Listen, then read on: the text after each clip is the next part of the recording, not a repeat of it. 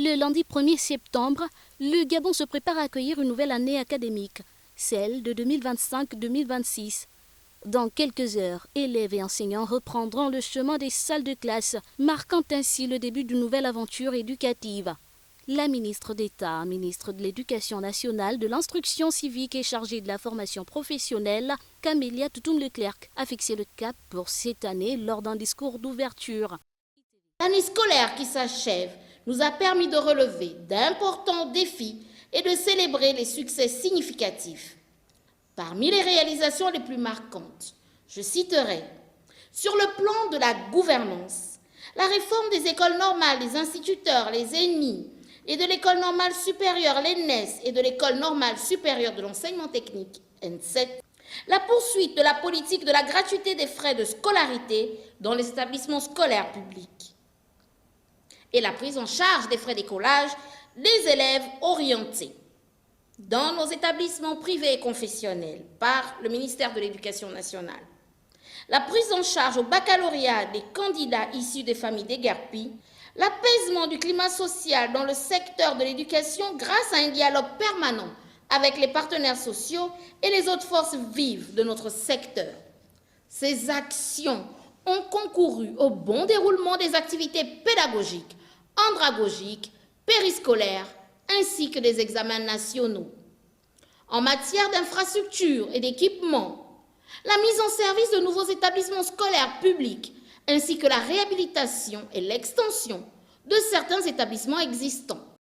Le lancement des travaux de construction des lycées d'excellence et de complexes scolaires sur l'ensemble du territoire national.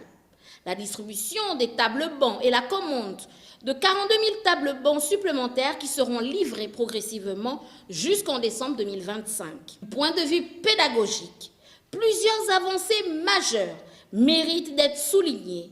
Il s'agit notamment de l'élaboration et de la validation du cadre d'orientation curriculaire, en abrégé le COC, la réécriture des curricula du collège contextualisé, la validation et la présentation aux plus hautes autorités de la République du plan sectoriel de l'éducation intérimaire, en abrégé PSEI, la conception des manuels scolaires gabonais pour le niveau collège, une première depuis 1960.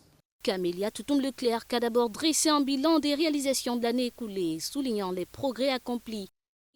Cette année scolaire sera donc placée sous le signe de l'efficacité, de la célérité et du professionnalisme.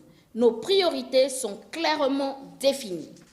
Amélioration de la qualité de l'enseignement et la lutte contre le déficit en enseignants. Nous intensifierons nos efforts en matière de formation initiale et continue des enseignants.